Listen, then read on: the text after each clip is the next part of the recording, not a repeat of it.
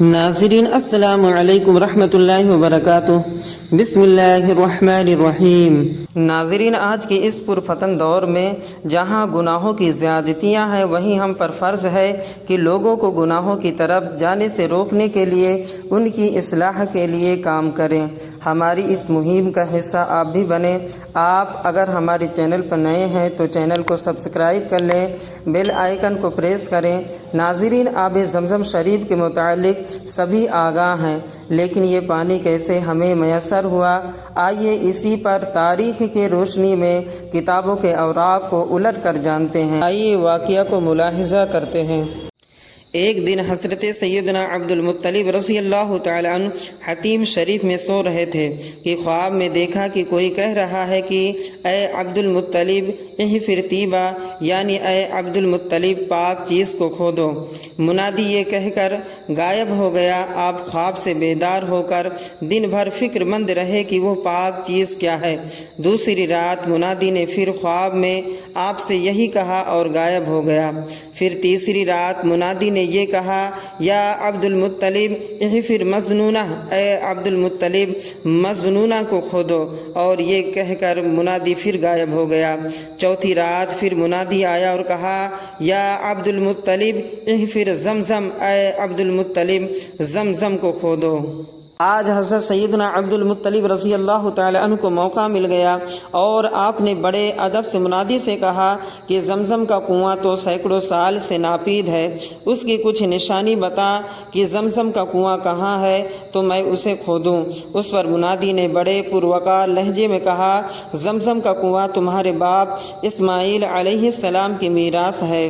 زمزم کا پانی نہ کبھی گندا ہوگا، نہ کبھی میلا ہوگا، نہ کم ہوگا۔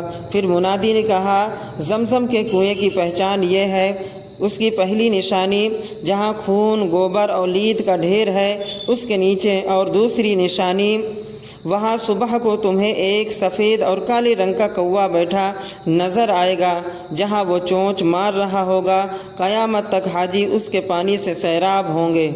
تیسری نشانی، وہاں تمہیں چیونٹیوں کا سوراخ نظر آئے گا، چیونٹیاں آ جا رہی ہوں گی، وہیں کھدائی شروع کر دینا، تمہیں زمزم کا کنواں مل جائے گا۔ یہ کہہ کر منادی غائب ہو گیا۔ زمزم کے کنویں کے متعلق ایک تھوڑی تشریح کر دوں۔ قبیلہ بنی جرہم جو حضرت سیدنا اسماعیل علیہ السلام کے زمانے سے مکہ شریف میں آباد تھا اور زمزم شریف کا بھی وہی انتظام کرتا تھا، لیکن جب اس قبیلے میں بدکاریاں بڑھ گئیں تو قبیلہ بنی جرہم کے جو اچھے نیک دل سردار تھے، ایک رات وہ نہایت خاموشی سے سونے کے وہ دو ہرن جو اس زمانہ کے لوگوں نے خانہ کعبہ میں رکھے تھے، کچھ ڈھال، کچھ تلواریں اور کچھ دوسرے سامان زمزم شریف کے کنویں میں ڈال کر اور مٹی سے پاٹ کر ایسا برابر کر دیا کہ کوئی نشانی باقی نہ رہا، اور یہ تمامی سردار راتوں رات مکہ شریف سے اپنے اپنے خاندان کو لے کر باہر چلے گئے۔ پھر قبیلہ بنی خزاعہ نے حملہ کر کے بنی جرہم کو مکہ شریف سے باہر نکال دیا۔ یہ تو سب کو علم تھا کہ زمزم شریف کا کنواں حرم کعبہ میں ہے، لیکن کہاں ہے یہ کسی کو علم نہ تھا۔ مکہ کے بت پرست لوگوں نے حرم کعبہ شریف میں 360 بت لگا رکھے تھے۔ انہی بتوں میں دو بت بہت مشہور تھے، ایک کا نام اصاف اور دوسرے کا نام نائلہ تھا۔ اصاف یہ مرد کا بت تھا، نائلہ یہ عورت کا بت تھا۔ مکہ مکرمہ کے بت پرستوں، مشرکین ہوں یا دوسرے علاقہ کے، بتوں کے نام پر جو جانور ذبح کرتے تھے ان کا خون، گوبر، لید وغیرہ انہی دونوں بتوں یعنی اصاف اور نائلہ کے بیچ میں ڈال دیتے تھے۔ منادی نے حضرت سیدنا عبد المطلب رضی اللہ تعالی عنہ کو نشانیاں بتا دی کہ ان دونوں بتوں کے درمیان جہاں خون و گوبر کا ڈھیر ہے، صبح کو آپ اس ڈھیر پر جہاں سفید اور کالے رنگ کے کوے کو چونچ مارتے دیکھیں اور وہیں چیونٹیوں کا سوراخ بھی ہوگا، وہیں پر ڈھیر کے نیچے زمزم کا کنواں ہے، وہیں کھدائی کریں، زمزم کا کنواں مل جائے گا۔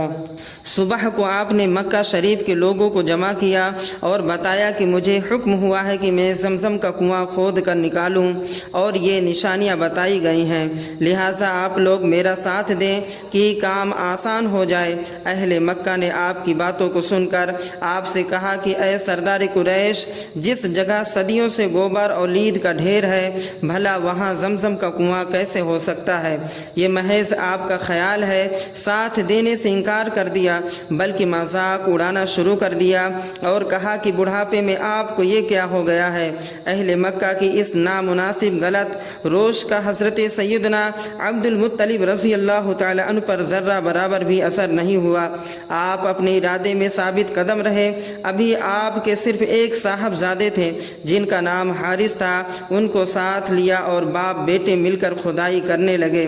بلکہ اسی وقت حضرت سیدنا عبد المطلب رضی اللہ تعالی عنہ نے بارگاہ رب میں یہ منت مانی کہ اے رب کریم، آج اہل مکہ میں سے کوئی میرا ساتھ نہیں دے رہا ہے، میں اپنے اس ایک بیٹے کو لے کر تیری خوشی حاصل کرنے کے لیے زمزم شریف کے کنویں کی کھدائی کر رہا ہوں، تو میری مدد فرما اور وعدہ کرتا ہوں کہ اگر تو مجھے 10 بیٹے عطا فرمائے گا تاکہ کسی بھی نیک کام کے کرنے میں مجھے آسانی ہو تو ان میں سے ایک بیٹے کو تیری راہ میں قربان کر دوں گا۔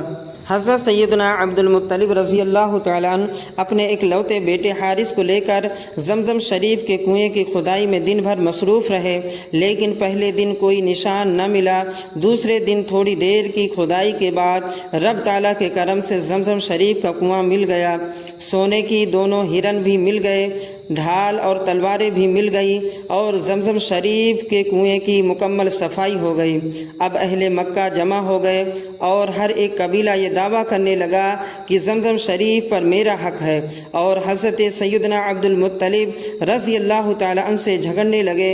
حضرت سیدنا عبد المطلب رضی اللہ تعالیٰ عنہ نے بڑے صبر و تحمل سے کام لیتے ہوئے بڑے ہی سنجیدہ اور پروقار لہجے میں اہل مکہ سے فرمایا، اے اہل مکہ، جب میں نے تمہیں دعوت دی کہ زمزم شریف کے کنویں کی تلاش میں کھدائی کرنے میں تم میرا ساتھ دو تو تم نے انکار کر دیا اور میرا مذاق اڑایا، اور اب جب کہ خدا کے فضل و کرم سے میں کامیاب ہو گیا اور زمزم شریف کا کنواں مل گیا تو تم دعوے دار بن کر سامنے آ گئے ہو اور مجھ سے جھگڑا کرنے پر آمادہ ہو۔ سردار قریش ہونے کے ناطے مجھے حق ہے کہ میں اپنے بارے میں یہ فیصلہ کر لوں کہ زمزم شریف پر میرا حق ہے، کسی دوسرے کا حق نہیں، اور یہ فیصلہ حق اور سچ ہوگا۔ لیکن میں نہیں چاہتا کہ آنے والے وقت میں کوئی یہ طعنہ دے کہ میں نے جانبداری سے کام لیا، اس لیے میرا مشورہ ہے کہ ہر قبیلہ اپنا ایک ایک نمائندہ منتخب کرے اور میں بھی اپنے ساتھیوں کو لے لوں اور چل کر تیسرے معتمد اور ذمہ دار آدمی سے اس کا فیصلہ کرا لے۔ وہ تیسرا آدمی جو فیصلہ کر دے اس کو ہر فریق مان لے۔ مکہ شریف کے لوگوں نے حضرت سیدنا عبد المطلب رضی اللہ تعالیٰ عنہ کی تجویز کو بخوشی مان لیا، اور یہ طے ہوا کہ ملک شام یا ملک یمن میں ایک شخص ہے جو بڑا صاحب علم اور صحیح فیصلہ کرنے والا ہے، اس کے پاس چل کر فیصلہ کرا لیا جائے، وہ جو فیصلہ کر دے اس کو ہر فریق مان لے۔ چنانچہ حضرت سیدنا عبد المطلب رضی اللہ تعالیٰ عنہ اپنے ساتھیوں اور مکہ شریف کے ان نمائندوں کو لے کر روانہ ہو گئے۔ مشیت ایزدی کی چند منزلیں طے کرنے کے بعد یہ قافلہ ایک ایسے سخت ریگستانی میدان میں پہنچا جہاں پانی کا نام و نشان نہ تھا۔ سخت گرمی اور پیاس کی شدت سے ہر فرد کو اپنی موت کا پورا یقین ہو چکا تھا۔ اسی عالم میں سب لوگ حضرت سیدنا عبد المطلب رضی اللہ تعالیٰ عنہ کے پاس آئے۔ آپ نے فرمایا، جس حال میں تم ہو اسی حال میں میں بھی ہوں۔ اب میرا مشورہ ہے یہ کہ سب لوگ آگے بڑھنے کے بجائے اونٹوں کو بٹھا دو اور اپنی اپنی قبریں کھود کر ان کے سرہانے بیٹھ جاؤ۔ جو مرتا جائے گا اس کو دفن کرتے جائیں گے، بکھر کر مرنے سے کیا فائدہ۔ سب لوگوں نے آپ کے مشورے کو قبول کر لیا اور اپنی اپنی قبریں کھود کر ان کے سرہانے بیٹھ گئے۔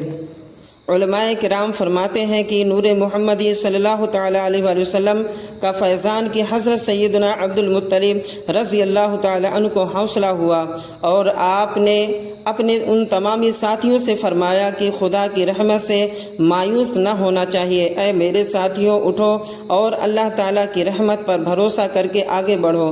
ممکن ہے کہ تمہاری بے کسی پر اللہ تعالیٰ کی رحمت کو پیار آ جائے اور غیب سے پانی کا انتظام ہو جائے۔ चुनांचा सब लोग अपने अपने ऊँटों पर बैठे और आगे बढ़े। हज़रत सैयदना अब्दुल मुत्तलिब रज़ी अल्लाह ताला अन्हु ने भी जब अपने साथियों को लेकर आगे बढ़ने का इरादा किया और अपनी ऊँटनी को चलने का इशारा किया, तो आपकी ऊँटनी ने जैसे ही पहला कदम उठाया वहीं से पानी का चश्मा फूट पड़ा। हज़रत सैयदना अब्दुल मुत्तलिब रज़ी अल्लाह ताला अन्हु रुक गए, खुद पानी पिया, अपने साथियों को पिलाया, ऊँटों को पिलाया, मशकीज़ें भरे और अपने साथियों से फरमाया कि मक्का शरीफ के उन लोगों को भी बुला लो, ये भी आकर पानी पी लें। आपके साथियों ने कहा कि जब वो हमारे मुखालिफ हैं तो हम उन्हें पानी क्यों पिलाएं। हज़रत सैयदना अब्दुल मुत्तलिब रज़ी अल्लाह ताला अन्हु ने फरमाया कि ऐ मेरे साथियों, इखलाक़ व मुरव्वत का तकाज़ा यही है कि हम उन्हें भी पानी पिलाएं। हम अगर उन्हें पानी नहीं पिलाते हैं तो फिर हम में और उनमें क्या फ़र्क रहेगा। चुनांचा आपने उन सब मुखालिफिन को बुलाया, पानी पिलाया, उन्होंने भी अपने अपने ऊँटों को भी पानी पिलाया, मशकीज़ें भरे और ताज़ा दम हो गए। जब सब लोग पानी पीकर सैराब हो गए तो हज़रत सैयदना अब्दुल मुत्तलिब रज़ी अल्लाह ताला अन्हु ने फरमाया, ऐ मेरे साथियों, अब आगे बढ़ो। आपके जितने मुखालिफिन थे सब ने एक ज़बान में होकर कहा कि ऐ सरदार कुरैश, हम अब आगे नहीं बढ़ेंगे, अब हम फ़ैसला के लिए किसी के पास नहीं जाएंगे। फ़ैसला तो यही हो गया कि जब हम अपनी अपनी मौत का यकीन करके अपनी अपनी कब्रें खोद कर उनके सरहाने बैठ गए, फिर आपके ज़रिए हमें पानी मिला, हमारी जानें बची, तो ज़मज़म शरीफ पर सिर्फ़ और सिर्फ़ आपका हक़ है, किसी दूसरे का हक़ उस पर नहीं है। उलमाए किराम फरमाते हैं कि यह सब नूर मुहम्मदी सल्लल्लाहु ताला अलैहि वसल्लम का फैज़ान था जो हज़रत सैयदना अब्दुल मुत्तलिब रज़ी अल्लाह ताला अन्हु के पास जलवा फरमा था। नाज़रीन, इसी तरीके से दीनी वीडियो पाने के लिए आप हमारे चैनल को सब्सक्राइब कर लें, बेल आइकन को ज़रूर प्रेस करें। अस्सलामु अलैकुम रहमतुल्लाहि व बरकातुहू।